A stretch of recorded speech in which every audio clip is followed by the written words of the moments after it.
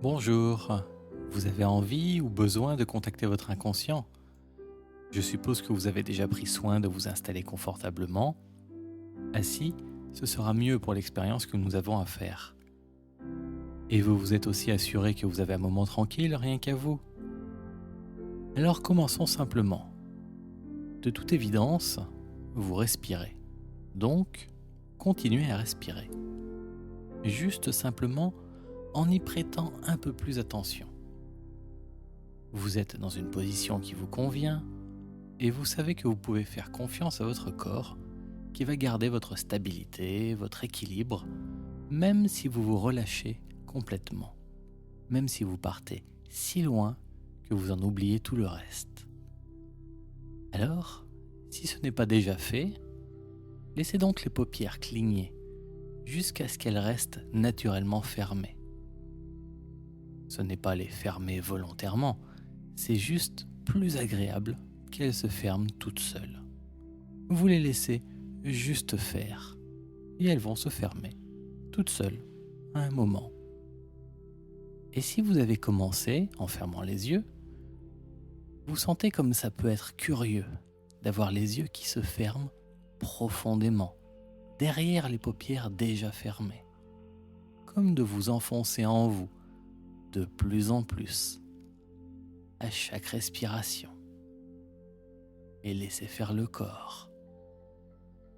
Par exemple, si le menton vient vers la poitrine ou si la tête part en arrière ou un peu sur le côté, les épaules qui se relâchent ou la mâchoire qui s'entrouvre juste un peu. Et juste avoir une arrière-pensée à peine consciente pour que le corps reste bien confortable, comme un manteau protecteur et rassurant. Le but du jeu, aujourd'hui, c'est aller à la rencontre de votre inconscient. Et c'est curieux comme idée, quand on y pense. Parce que l'inconscient, il est toujours là, forcément.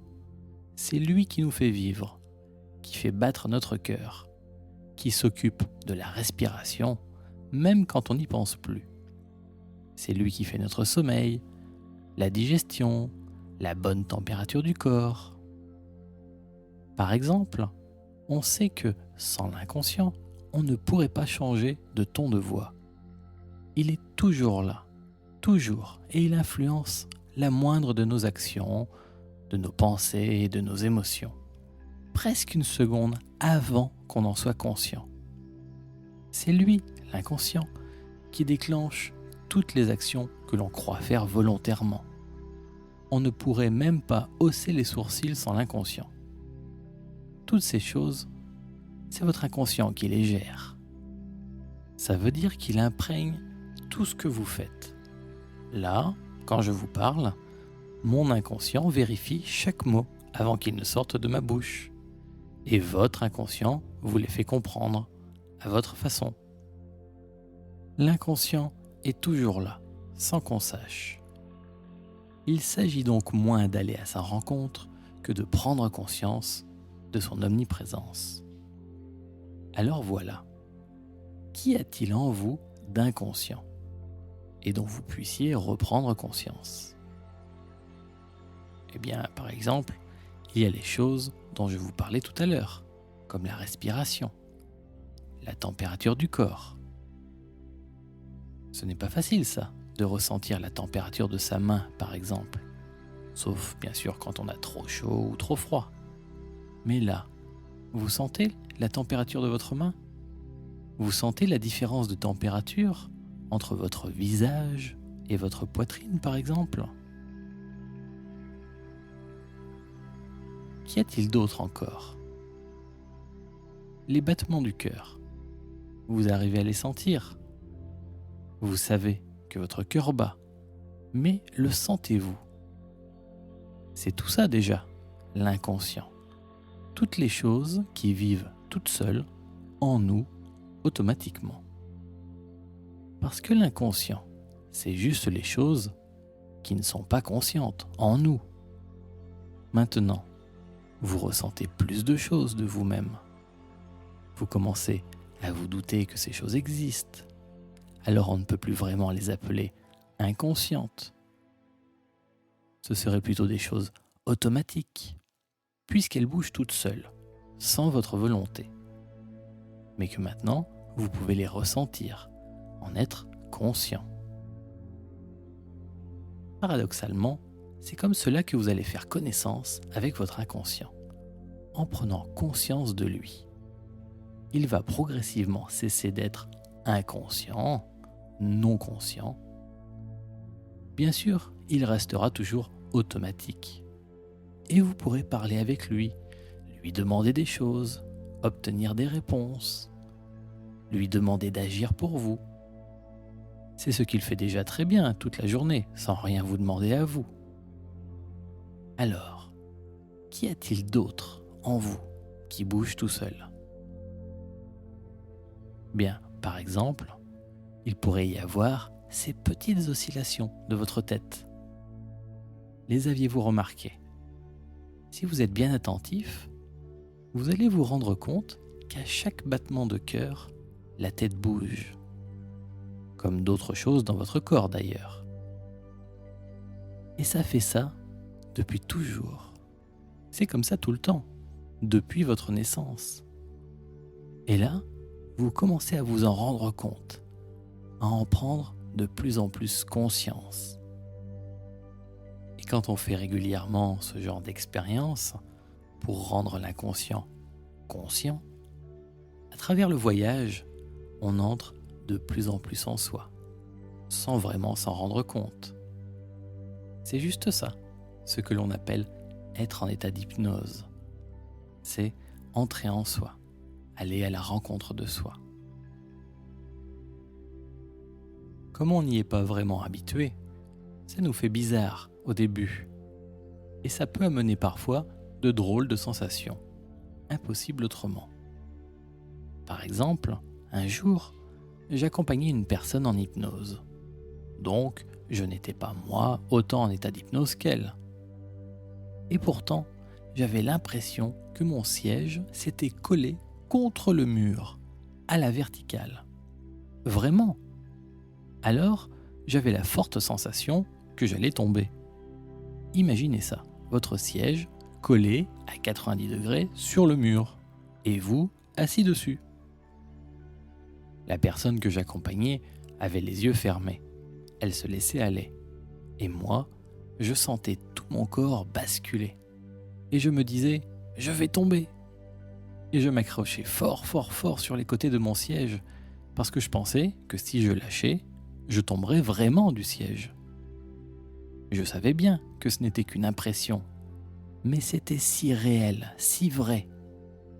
J'avais l'impression d'être vraiment assis à la verticale contre le mur. Et peut-être que si j'avais lâché le siège, je serais vraiment tombé.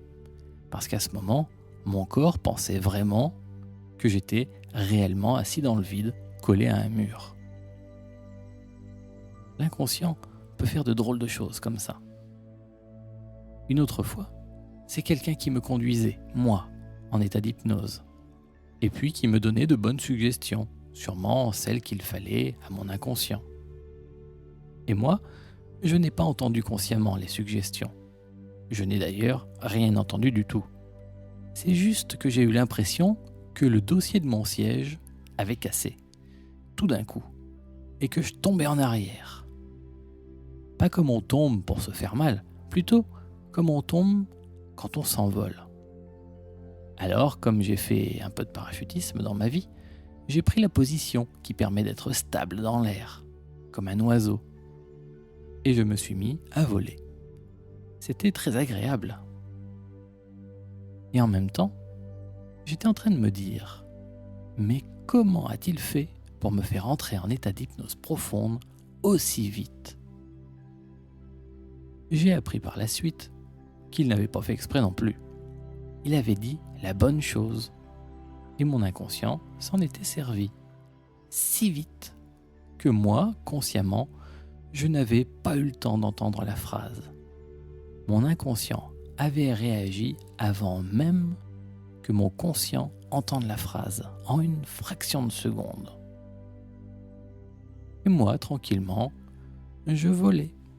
Et j'étais dans un immense espace. C'était un petit peu effrayant au début, et puis c'est vite parti et c'est devenu bien agréable.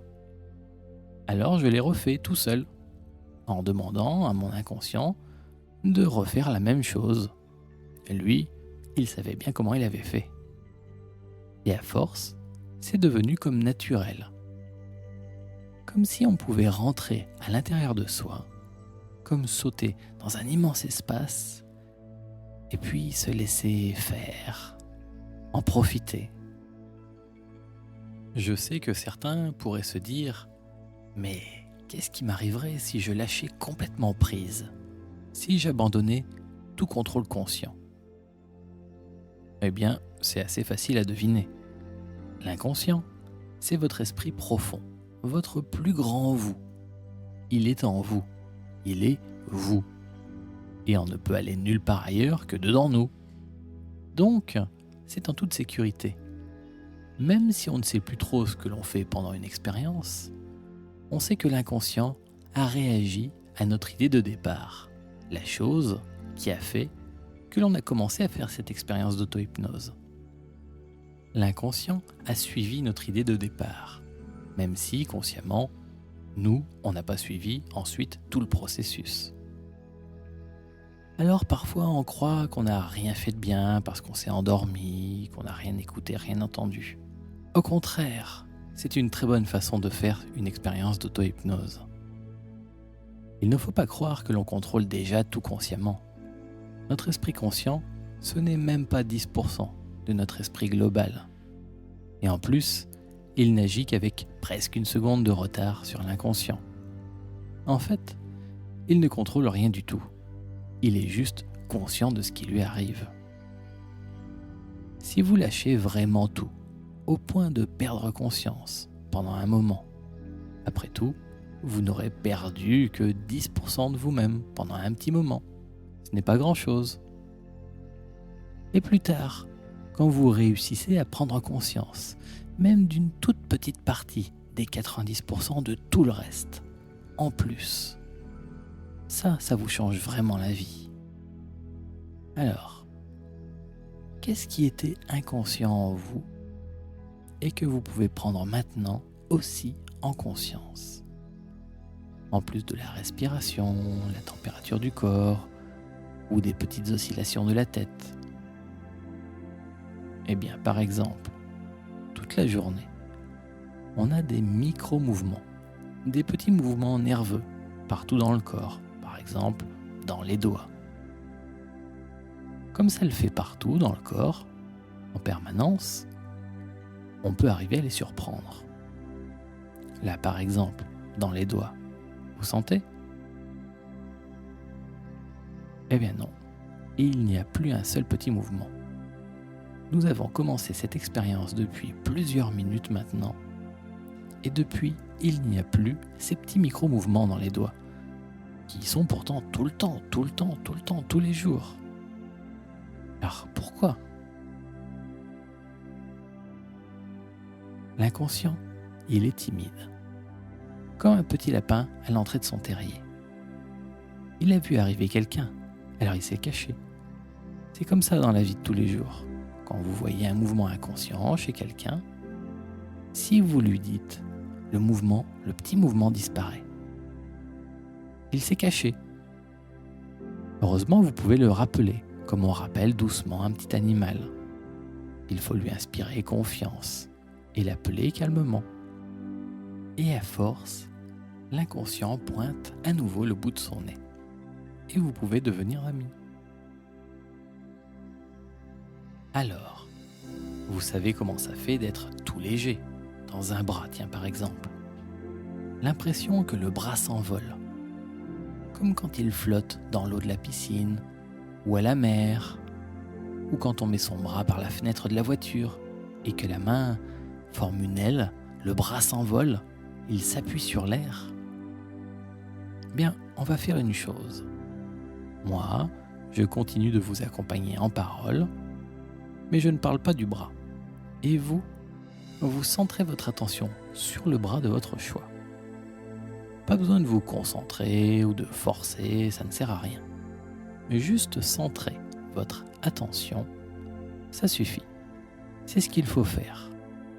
Même pas de volonté au sens de forcer avec l'esprit. Ce serait plutôt une sorte de désir, d'attente. Comme lorsqu'on sait que quelque chose va bientôt arriver, on en est sûr, et juste, on l'attend. Attendez que le bras devienne plus léger. Ayez le désir, l'intention, que le bras devienne léger. Léger au point qu'un doigt, je ne sais pas lequel, peut même bouger un tout petit peu. Et pourquoi pas se soulever de là où il est, tout seul. Avec d'abord un tout petit mouvement peut-être, ou juste comme ça. On verra. Et la légèreté va même passer sous la paume de la main, entre les doigts. Et c'est ça aussi qui va aider d'autres doigts à bouger. Et pourquoi pas se soulever. Pour qu'à la fin, la main soit devenue si légère qu'elle pourra même s'envoler dans l'air, toute seule, comme à la fenêtre de la voiture, ou quand les bras flottent dans l'eau à la piscine, ou dans l'ondulation des vagues à la mer. Comme quand tout entier, vous êtes en apesanteur, en toute sécurité, à flotter et vous laisser bercer. Mettez-vous dans la sensation que cela fait et laissez faire l'inconscient. Encouragez-le si vous voulez, comme on peut encourager un petit enfant qui apprend à faire du vélo et qui frôle l'équilibre, qui apprend une nouvelle chose agréable. Et vous savez, c'est juste une question de temps, comme pour tout. À un moment, l'inconscient va trouver le truc. Juste la sensation. Après, ça sera bon pour toute la vie. Mettez-vous dans la mémoire de cette sensation de légèreté, de flotter. Imaginez ce que cela fait. Sentez les petites sensations dans les mains. Ce n'est pas intellectuel, c'est physique. Et ce n'est pas votre esprit conscient qui fait ça ou votre mental, c'est le corps, c'est sa mémoire à lui. Laissez-le donc faire. C'est tout léger, ça s'envole tout seul, de mieux en mieux, et de plus en plus facilement. Maintenant, c'est ça l'apprentissage à faire. C'est un signe, un des premiers signes de cette communication entre vous et votre inconscient. Il s'agit d'apprendre à demander quelque chose à votre inconscient et qu'il montre une réponse concrète et physique vérifiable. Comme ça, avec une réponse concrète, vous savez que oui, ça marche. Votre inconscient vous répond. Alors, pour ça, il n'y a pas besoin que la main se soit vraiment envolée ou que le bras soit parti et se coller au plafond. Même s'il n'y a qu'un doigt qui bouge, même un tout petit peu parfois, ça vous montre que l'inconscient est là. On peut sentir et voir sa présence. Je sais qu'il est là parce que ça a bougé. Et dès que vous sentez aussi sa présence, comme un petit animal qui a fait remuer les buissons où il se cache, dès que vous savez qu'il est là, vous devenez tout gentil, tout calme à l'intérieur. Et puis vous cherchez à l'attirer. Un peu comme un enfant ou un petit animal inoffensif pour qu'il vienne vers vous. Si c'est vous qui approchez, il risque de prendre peur. Alors, il faut être patient. Un jour, il y avait une dame comme ça qui voulait demander quelque chose à son inconscient. Elle lui disait « Cher inconscient, apprends-moi la patience, mais fais vite !» Ah, elle en avait vraiment besoin. Alors laissez faire votre inconscient. Laissez-lui le temps. Si la main s'est envolée, ou non, dans l'autre main, ça peut bouger aussi. Même si l'une c'est juste un doigt et l'autre pas encore. C'est très bien. On ne fait pas la course. vous travaillez pour vous. Et quelqu'un qui prend conscience, c'est pour toute la vie. C'est une très belle chose. Il y a des gens qui recherchent ça toute leur existence sans vraiment réussir. Alors ce n'est pas parce qu'on a une manière de réussir plus vite avec l'hypnose qu'il faut être trop brusque ou pressé. Ça pourrait effrayer l'inconscient et nous, on veut plutôt être son ami. De temps en temps, il y a quelqu'un qui, peut-être, a eu un problème, une maladie, et qui est arrivé à s'en sortir du premier coup tout seul.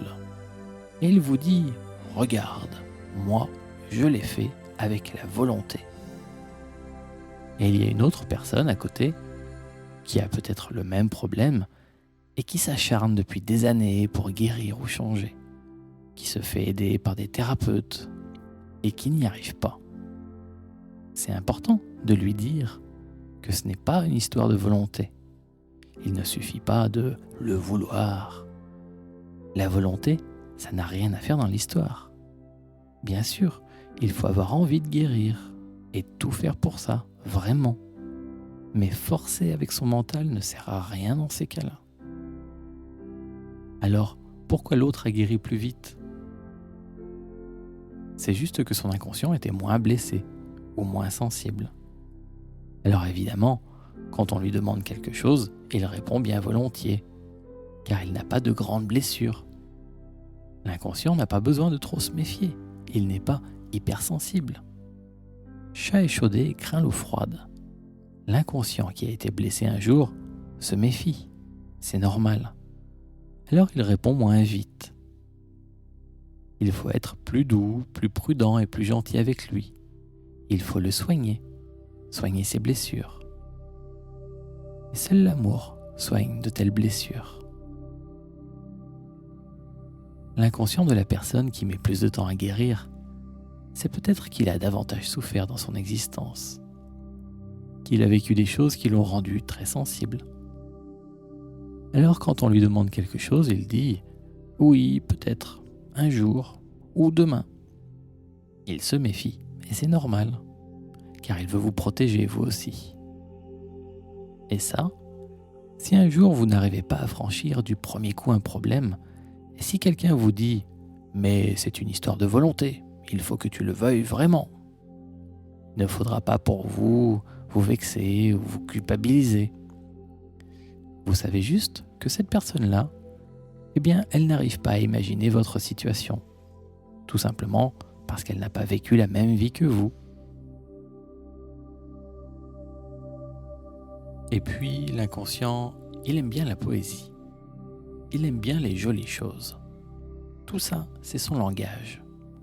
Il ne comprend pas les grandes phrases, la grammaire compliquée, tout ça. Vous savez, l'inconscient a environ 4 ou 5 ans d'âge mental, 6 ans maximum. Il s'est arrêté de grandir à cet âge-là. Ce n'est pas qu'il a cessé d'apprendre. Bien sûr, il continue tous les jours à apprendre. C'est juste qu'il pense et qu'il ressent les choses comme un enfant de 5 ou 6 ans. Vous savez comment c'est, un enfant à 5 ans ? C'est encore tout petit. Si vous lui montrez ce qu'il faut faire avec un langage et des raisons d'adulte, des raisons de logique, cartésiennes, matérielles, il s'en fiche et il ne comprend rien. Lui, il veut jouer, s'amuser, que ça soit amusant, que ça soit beau et agréable. Pour que cette main flotte encore mieux en l'air, donnez-lui en esprit une eau tropicale, chaude, salée, qui soulève bien la main. Inventez-lui des histoires d'envol et d'oiseaux plus légers que le vent. Montrez-lui de belles étoiles ou offrez-lui des ballons magiques qui viennent s'accrocher au poignet ou même à chacun des doigts pour bien soulever toute la main. Évidemment, vous pourriez déléguer, demander à quelqu'un d'autre de vous le faire. Un peu comme si vous étiez une marionnette et que vous demandez à un marionnettiste de tirer les fils de vos bras. Évidemment, ça serait plus facile. Je pourrais vous le faire et ça marcherait très bien. Mais du coup, vous n'apprendriez rien et ça ne serait jamais vous le marionnettiste. Là, aujourd'hui, c'est vous qui apprenez à tirer les fils de votre vie. Alors moi, quand j'ai besoin ou envie de faire s'envoler mon bras, ou pour que les deux bras s'envolent même, comme ça, pour telle ou telle raison, eh bien je demande à la main, et puis elle s'envole. Ça fonctionne tout seul, parce que je le fais depuis longtemps. C'est devenu normal.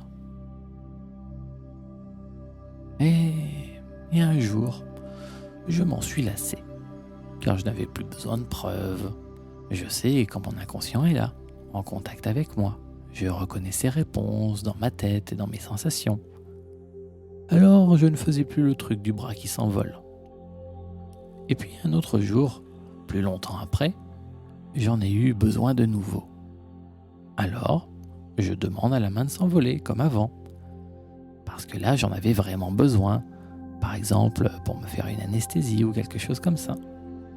Alors c'est urgent, hein, si ça fait mal. J'en ai vraiment besoin. Eh bien la main, elle ne voulait plus s'envoler. La flemme. Je savais bien moi qu'elle pouvait le faire. Mais elle ne voulait plus. Et j'étais tout seul. Pas de marionnettiste pour m'aider.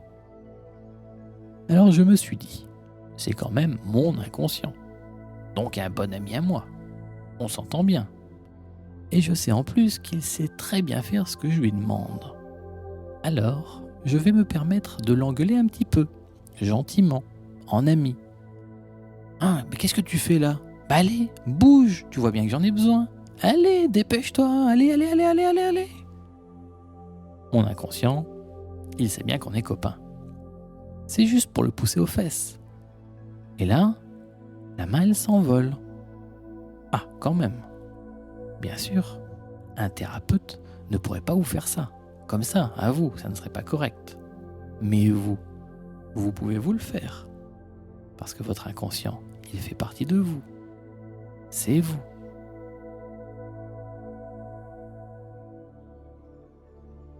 Alors, comme vous savez demander des mouvements à l'inconscient, posez-lui vos questions. Et arrangez-vous aussi pour que les réponses possibles soient en oui ou non. Comme ça, vous pouvez par exemple demander à l'inconscient s'il est d'accord pour vous aider. Et pensez, comme une évidence, quelque chose qu'il n'y a même pas besoin de préciser, que c'est la main droite, par exemple, qui bougera, tout entière ou juste un doigt, pour répondre oui. Et que si l'inconscient veut plutôt dire non, alors il n'aura qu'à faire bouger l'autre main. L'inconscient répond toujours très vite, dans les 2-3 secondes maxi. Donc, soyez bien attentif à ressentir ce qui se passe dans les mains. Et si jamais vous n'avez rien ressenti, dites-le à votre inconscient. « Cher inconscient, je n'ai pas compris ta réponse. Veux-tu bien me la redonner un peu plus fort pour que je ressente bien ?» Et vous laissez faire. Et lorsque vous savez que l'inconscient veut bien vous aider, vous pouvez lui poser vos questions. « Merci, cher inconscient.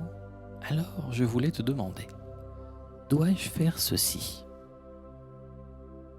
Et soyez bien attentif à sa réponse. Oui ou non. Pensez aussi à ne poser qu'une question à la fois. Dois-je faire ceci ou plutôt cela ? Ça, ce n'est pas une bonne question, car il y a 2 possibilités, et lui ne peut vous répondre que par oui ou non. Donc demandez juste « Dois-je faire ceci ?» Point. Et laissez l'inconscient répondre. Ensuite, vous pouvez poser l'autre question. « Dois-je faire cela ?»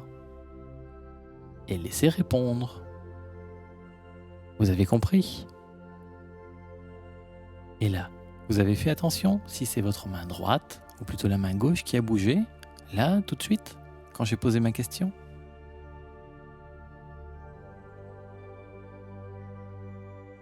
Et vous pouvez même vous servir du mouvement pour savoir ce que fait l'inconscient. Par exemple, vous pouvez lui demander de passer en revue toute votre vie pour chercher des choses utiles pour vous, des ressources, des savoir-faire à réutiliser aujourd'hui.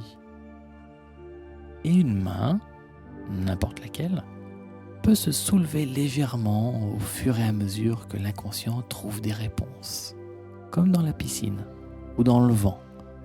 Même pas besoin de demander à l'inconscient de soulever la main avec une vraie phrase pensée.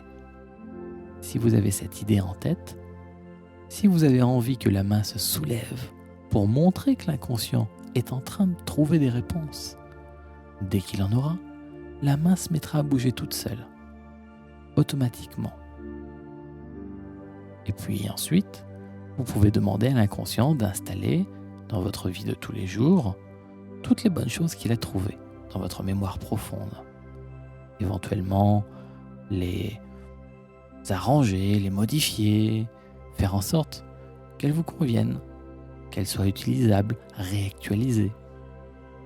Et au fur et à mesure que le bras qui s'était envolé redescend tout doucement vers le corps, comme ça, vous voyez l'inconscient au travail. Vous voyez la main qui revient vers vous au fur et à mesure que les solutions se mettent en place bien dans votre vie. C'est formidable ça. Et vous pouvez le faire tant que vous voulez. Voyons enfin comment optimiser tout cela. C'est affaire d'imagination. Et vous allez avoir besoin d'un objectif concret. Que vous travailliez avec l'inconscient ou avec la conscience supérieure, c'est pareil. Vous avez toujours besoin d'un but à atteindre pour montrer la direction à votre esprit, comme une cible, pour que la flèche vole vite et bien, pile dans le mille. Alors, choisissez maintenant quelque chose que vous aimeriez atteindre, quelque chose à réussir ou à guérir, à transformer, ou du moins à travailler aujourd'hui. Pensez-y très concrètement, pas juste comme un nuage de pensée ou un rêve. Votre projet ne peut pas être juste une impression diffuse, il a besoin d'être bien clair en vous, bien posé. Quand vous l'avez, libérez votre imagination, votre esprit créatif. Tout ça n'est pas logique ou rationnel. C'est plutôt une expérience pour votre fantaisie, votre côté joueur ou poète. Laissez donc émerger en imagination un décor. Ce qui vous fait le plus plaisir. Un décor dans lequel vous allez pouvoir vivre, agir, bouger. Peut-être que c'est sur terre, ou sous l'eau, ou dans l'air. Il n'y a pas de limite. Parfois, on se dit « ça ne peut pas être sous l'eau, je ne peux pas respirer sous l'eau ». Ou bien « ça ne peut pas être dans l'air, car je ne sais pas voler ». Mais si, car c'est votre rêve, votre magie à vous. Tout est possible. Inventez donc ce qui vous fait le plus plaisir. Laissez venir spontanément ce qui vient. Comme rien ne sort de vous pour rien, sans raison profonde, à ce niveau-là, il n'y a pas de hasard. Même si ça vous donne l'impression d'inventer, en vérité, ce sera ce dont vous avez vraiment besoin maintenant. Et dans ce décor, vous pourriez faire 1001 choses. Votre objectif d'aujourd'hui, c'est contacter votre inconscient. Pas forcément besoin de voir votre paysage imaginaire, ou même de l'entendre, ou de le ressentir. Bien sûr, vous pouvez le ressentir, l'entendre ou le voir. Mais si vous savez juste que vous y êtes, ça suffit.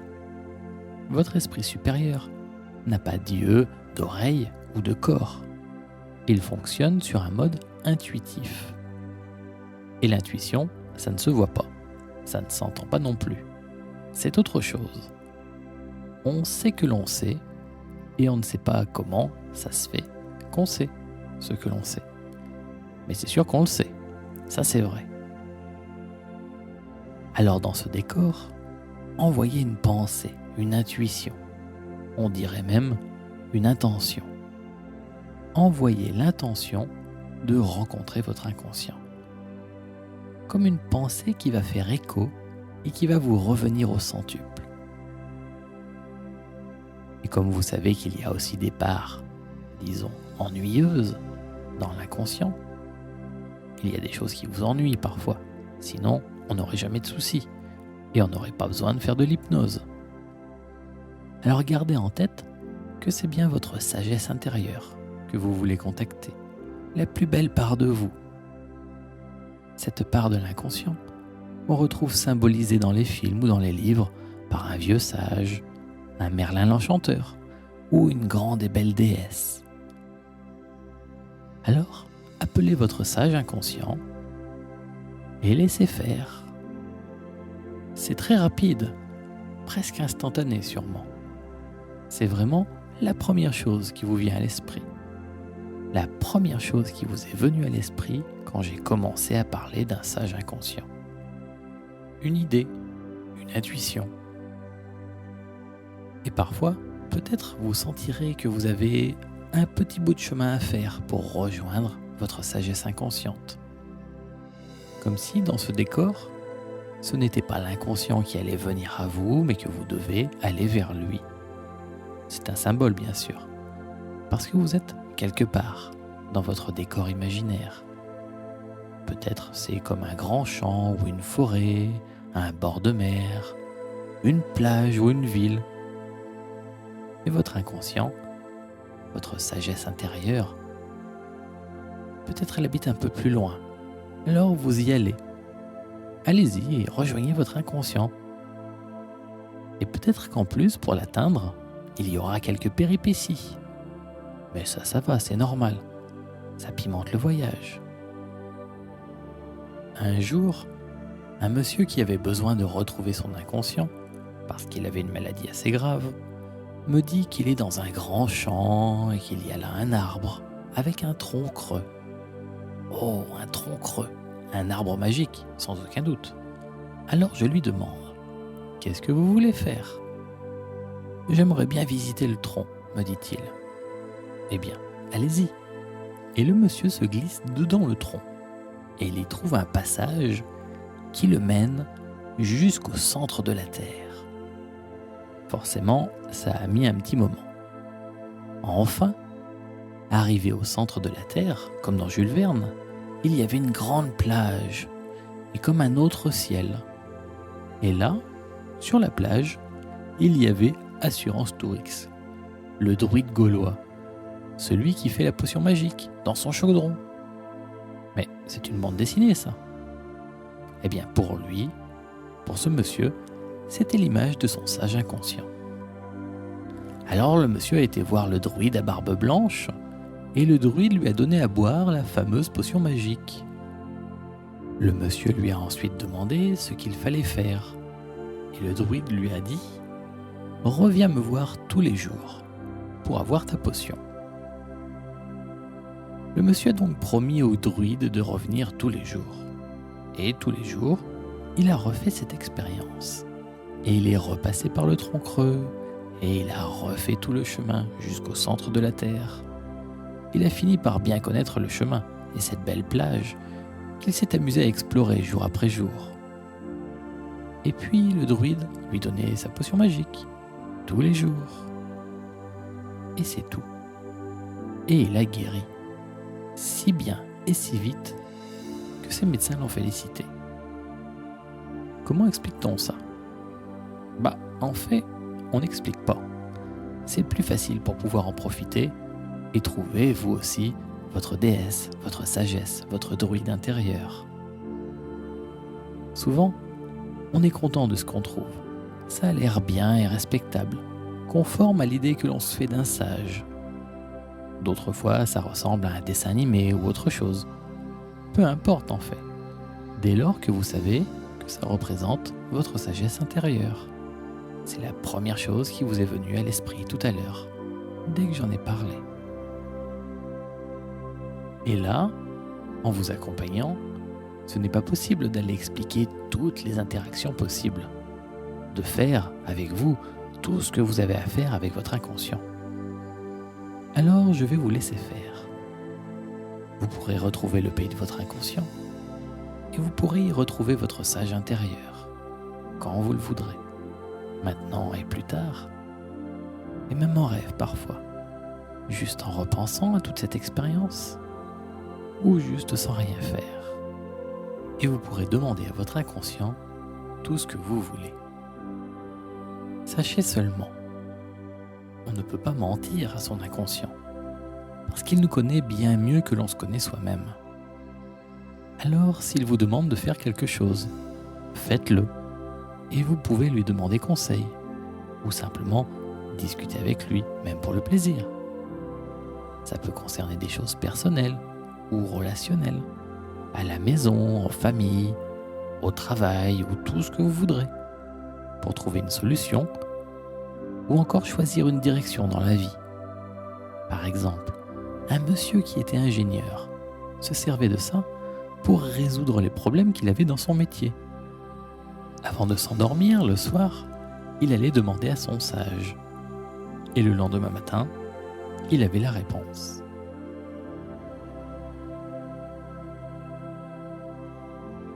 Une dernière chose maintenant. La nuit, c'est comme une grande séance d'hypnose. On peut en profiter aussi. C'est ce que dit le proverbe, la nuit porte conseil. Alors c'est la conclusion de votre expérience aujourd'hui. Quelque chose de spécial pour vous.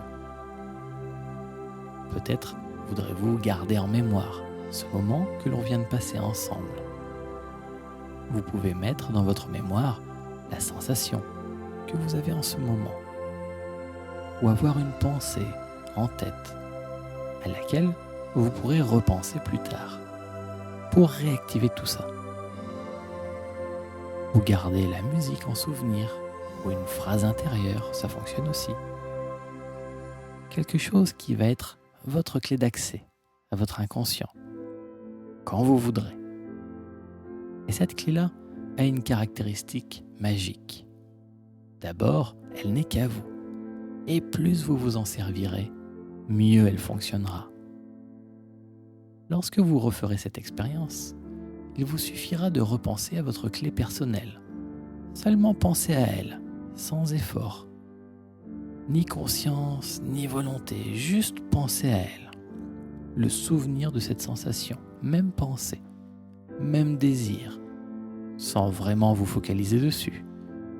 Juste avoir l'intention de retrouver votre sage, votre déesse, votre inconscient, et laisser faire.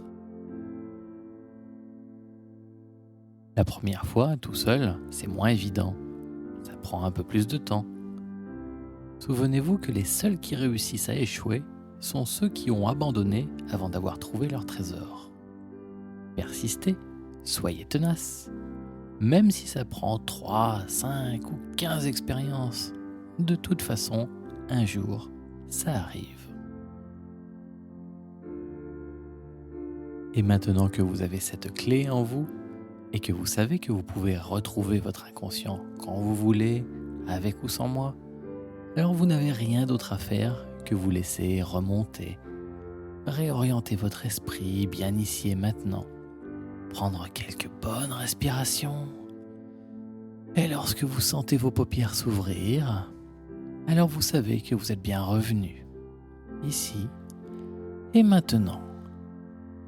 Merci.